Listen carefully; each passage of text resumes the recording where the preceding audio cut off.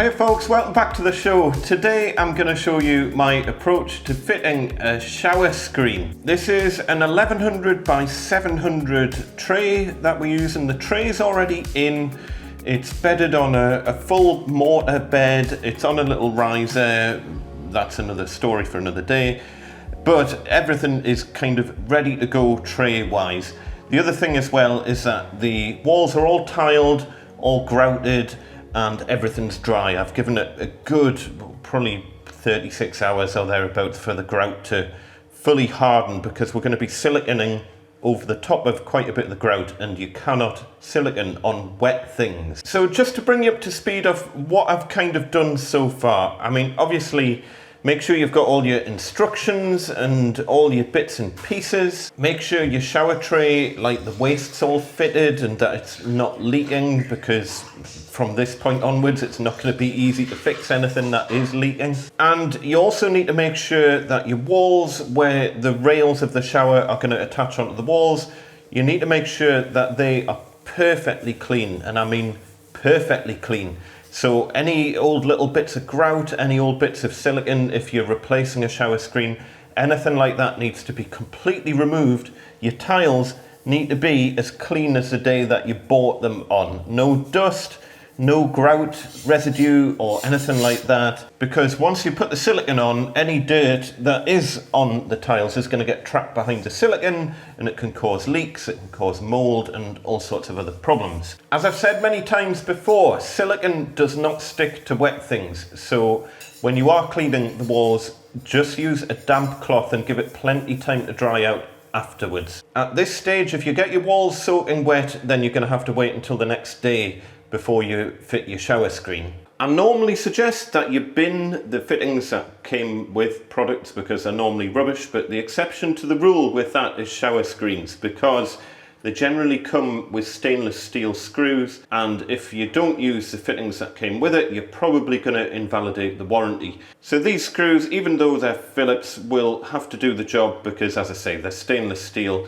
The plugs that came with it are okay as well, so I'll probably use the plugs that came with it. I'm going to be fitting the shower bar mixer pretty much at the same time. I'll tell you why in a minute, but now is a good time to purge the system, get any debris out the pipes that might be in the pipes, turn the water off and get everything disconnected so it's all ready for installing the bar mixer. I'm not going to go into this bit of the job in much detail. Plumberparts has done loads of really good videos about fitting bar mixer valves, so I'll include a link down in the description.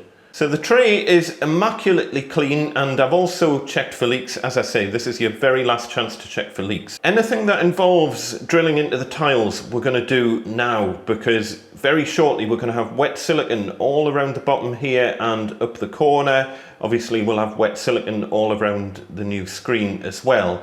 So you do not want to be doing any jobs involving drilling in the shower when you've got wet silicone, because all the rubbish will just fall into the wet silicone and it'll look awful, and it'll be kind of entombed there for the rest of time. So it's not the easiest job in the world, this, but once you kind of get your head around how everything works, it's not too bad. Just be patient, don't rush it if you've never done a job like this before. But with this particular shower screen, the way it works is that you've got these two vertical rails, and they hold each side of the screen onto the wall. So they will be getting screwed onto the wall and siliconed later on, so we'll pop those out the road.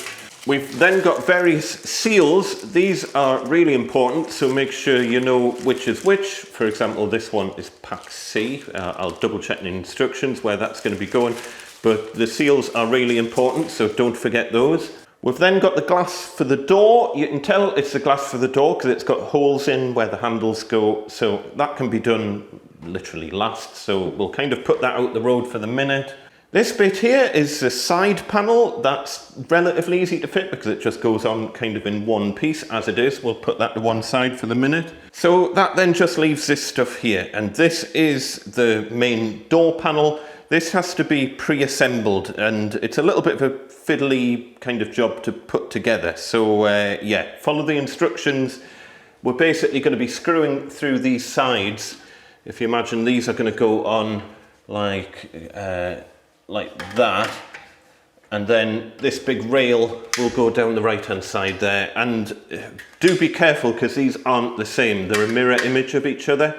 You can tell by where the screw holes are. So again, double check the instructions to make sure you're putting everything in the right place. Now obviously these can be fitted for left or right-handed opening. We're going to have it with the door on the right, so the fixed panel needs to go on the left.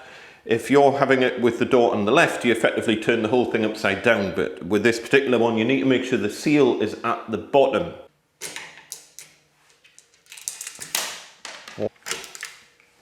This is a part where having someone hold bits for you while you get started is quite handy, because since these are stainless steel screws, they're not magnetic, and it's an absolute nightmare trying to get them in here without them falling off.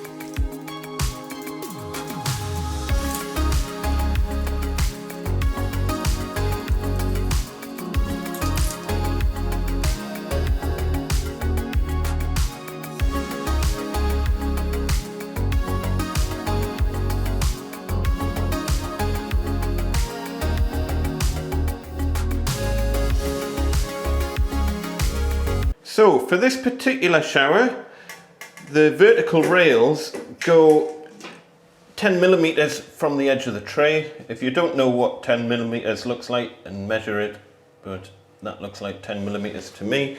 So line that up, get a level on it.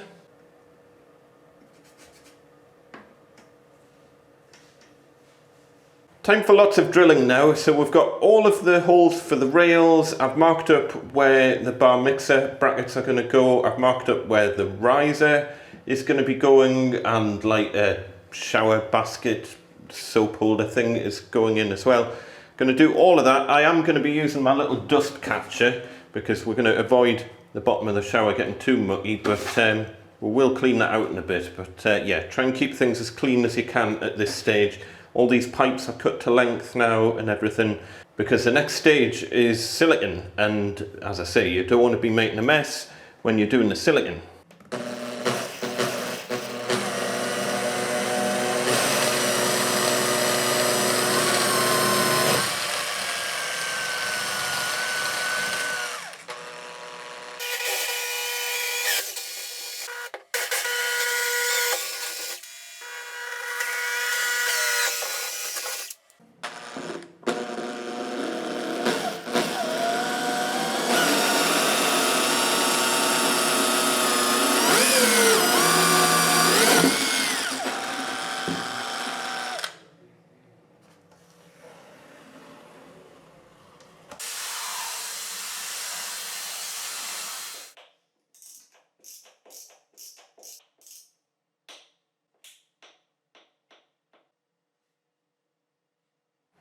So all the holes are drilled, the bar mixer valve is all fitted, the riser's fitted, the holes are done for the basket soap holder thing over there as well. So the next job is to silicon the base of the shower, and this is a really critical part, because if you do this in the wrong order, your shower will leak. The reason being that once this is fitted, these are designed to allow water to run around the edges and down the back and stuff, and then it's designed to let the water run back into the shower tray and down the drain.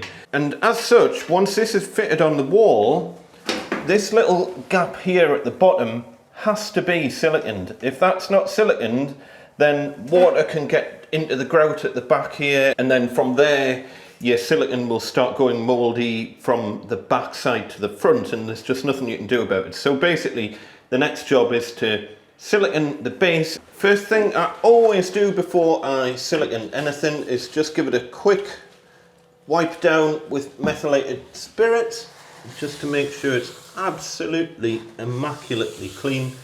I'm going to do the vertical separately. I'll probably do that tomorrow. So I'll do the vertical run once the silicone's dried at the bottom, because that's a nice easy one to do, but absolutely critical that you get this totally clean.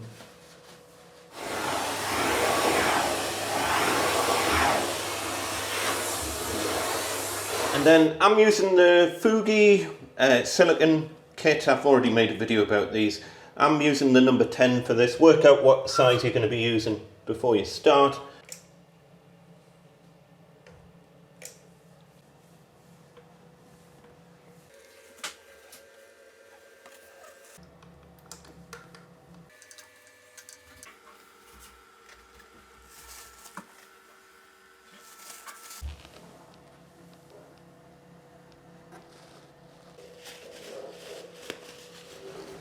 I'm going to put a dab of silicone in all of the screw holes.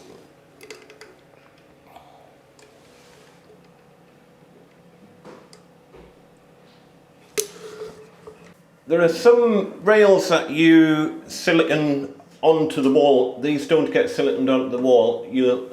These ones you just do an external bead of clear silicone afterwards, but other than that, that's it.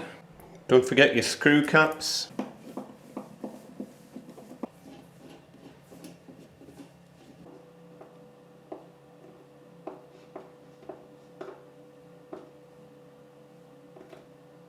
So bearing in mind this outside edge here is going to be sealed with silicone all the way up this side and along the front.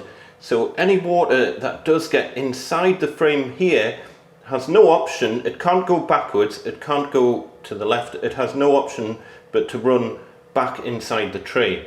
The critical bit is don't seal the bottom of this edge bit of the bracket here, otherwise the water gets trapped inside the rail at the bottom there. Right, fun bit, and that is getting the screen in. I might need help with this, we'll see.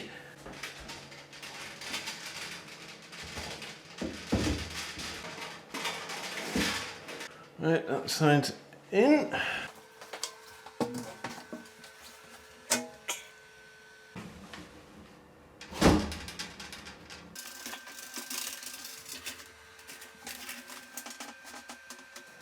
So it's all quite kind of freestanding and self-supporting now, so you don't have to panic too much. But now is the kind of fiddly bit, because it's really critical that you get everything perfectly level, because obviously you've got a little bit of movement in this. You can move this in and out. I don't really want to come any further than that, otherwise we haven't really got much of an overlap here. I think that'll be all right there. That's pretty much bob on there. And I also want to check this top rail. That is absolutely perfect. So the next job, which is going to be fun to film, is going to be putting the screws in through the aluminium on the inside. I'm not going to do that until tomorrow though, because otherwise little bits of aluminium will fall down and will go into the silicone and it'll get stuck there forever. So we'll leave it at that for today. Come back tomorrow, screw it all together, final bit of silicone, and that's us done. Right, next day, and all of the silicone has nicely dried out, so we're ready to screw the screen together. And this is relatively straightforward. Do yourself a favour and get some nice sharp drill bits if you haven't got any. It needs a 3mm hole for the screws, but if you want to make life a little bit easier, drill a 2mm one first and then take it up to the 3mm. It depends how sharp your drill bits are. I've already made a start, so it's basically these screws here that we're putting in, and it's 3 per rail, one at the top, one in the middle and one at the bottom. I normally just line up the top ones with the top screw that holds the rail on the wall. And then we also need to do the same on the corner post as well. Hopefully you can kind of see that one there. So I've made a start. It is unfortunately one of these things that's incredibly difficult to film because I can't really get the camera in, but I'll do my best.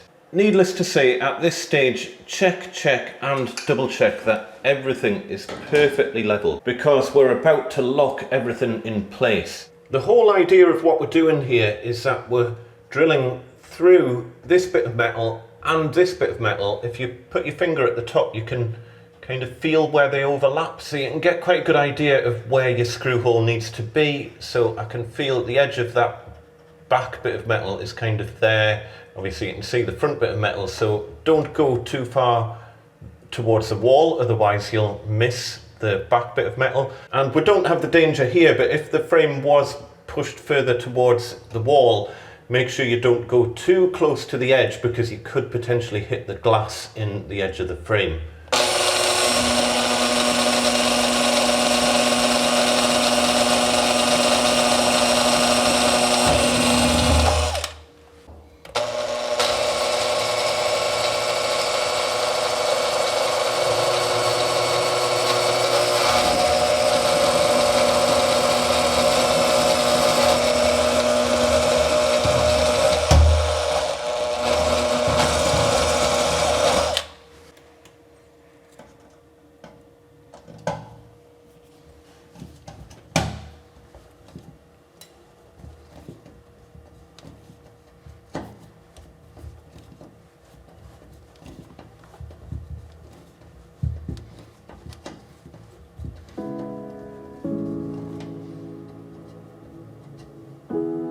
And this is why you don't do this while you've got wet silicone at the bottom as well.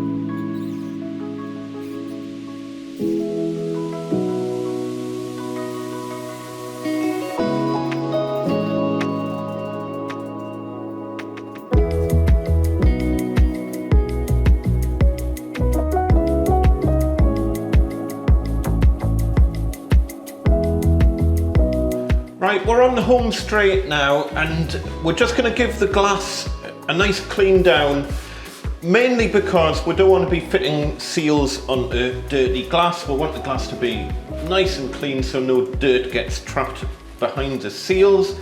I'm doing this the next day, again, just because I don't want anything falling into the fresh silicone, but if you're in a rush, then do the glass cleaning before you do the final silicone.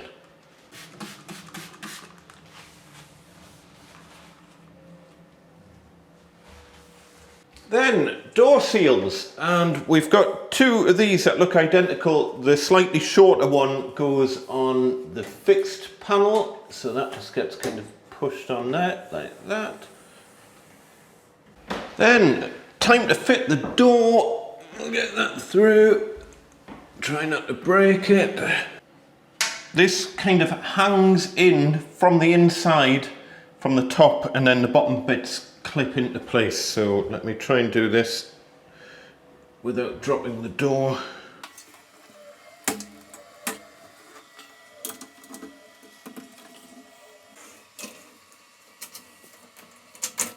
Now, if you find that you can't adjust the height on the top rollers, the best thing to do is take the whole door assembly out and take the rollers off, because what often happens is, if you take this off, just watch that you don't lose the screw, but you can tell it's not working properly if, when you're tightening this adjustment screw, if you can feel it bulging through the top of the plastic, that means it's not adjusting the height of the rollers, and instead what's happened is this little nut inside here, it can end up tightening itself onto the bracket, and then the roller adjustment doesn't work properly. So you have to kind of loosen that off so that it's like that, and then we're going to try and get these so that they're about halfway down the assembly. That should give us plenty scope for adjustment later, but doing this while it's attached to the door is really quite tricky.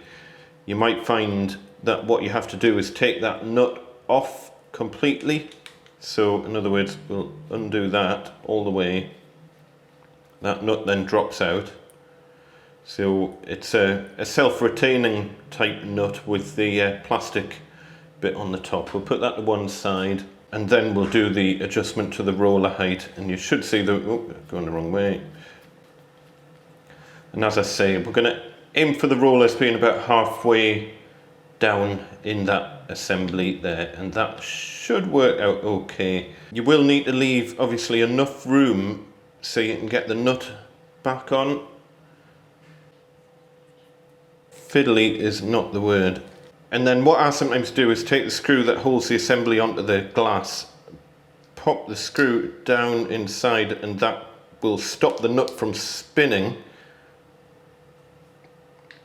just while I tighten it enough so that it's got a grip on the plastic, and then double check our height and everything from there. That should be okay. We'll go with that and give it a try, but yeah, these can be a bit of a nightmare to adjust. So what I'm trying to do is get the adjustment of this right so that the door is perfectly parallel to the magnetic seal on that side, which I think I've just about got it. As I say, it's a bit of a mess on this. Then same as before, just give the edges a quick clean so that you're not putting your seals onto dirty glass, because you're bound to have finger marks all down these edges. So down this one and this side. Do make sure you read the instructions, because every shower screen is different, and it's really critical that your screen is getting a good hook in at the bottom so that it doesn't accidentally fall off or anything like that. So make sure you adjust it as per the instructions that come with your shower screen. And then final seals on, magnetic seal obviously on this side.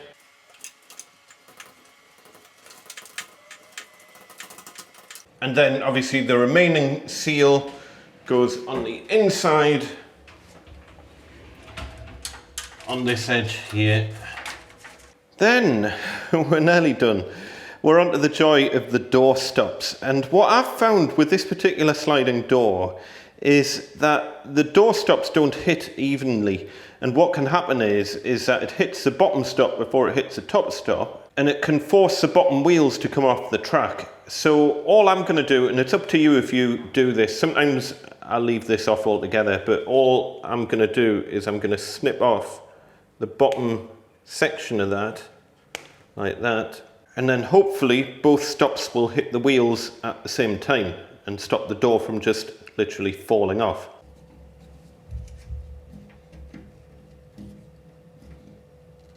Then it's just a question of fitting all the little plastic screw caps, of which there are millions. They literally just clip on.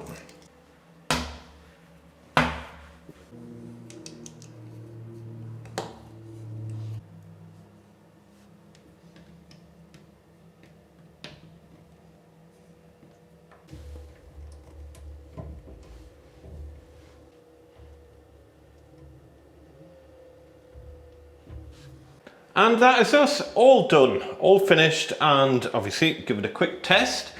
We'll shove it on. Check for any leaks, but all seems to be working good. One thing with the grower mixer is that I can't stand the kind of plastic hose that comes with it, so I prefer to fit a normal bog standard hose. And just remember, when it comes to the silicone, generally less is more. Follow the instructions to the letter because every screen is different. But with this, all it needed was the outside 2 verticals done and the outside 2 bottom horizontals, believe it or not, and that is it. It's when you start adding loads of extra silicone that it doesn't tell you to add on the inside that you start to run into problems. Anyway, we'll leave it there for today. As I've said many times before, always follow the instructions that came with your shower screen. I'm just showing my approach to fitting something like this. Door all works lovely and the seal works great. Little tip for you as well, when you're not using the shower, leave the door open and it just lets air circulate inside and it stops mold building up on your freshly done silicone. Give it a good 24 hours for all the silicone to dry before you use it, but other than that, that's us done. If you're new to the channel, don't forget to hit subscribe. For now, look after each other, take care folks, we shall see you next time. Tatty bye.